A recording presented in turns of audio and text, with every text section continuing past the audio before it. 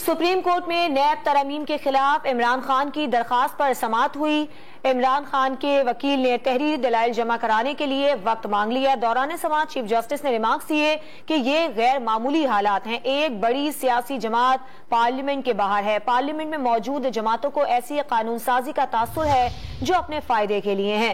Supreme court में नैब तरमीम के खिलाफ इमरान खान की दरखास्त पर समाअत हुई और इमरान खान के वकील ने तहरीरी दलाइल जमा कराने के लिए वक्त मांग लिया। इस पर बात करेंगे डॉन न्यूज के नुमाइंदे हसीब भट्टी से। हसीब, बताइएगा क्या तफसीलात हैं आपके पास? देखिए, दौरान समाज चीफ जस्टिस ऑफ पाकिस्तान के तमाम रिमार्क्स है, इसमें ये कहा गया है कि गैर मामूली हालात हैं। एक सियासी जमात जिसके 150 अरकान जो है पार्लियामेंट से बाहर है।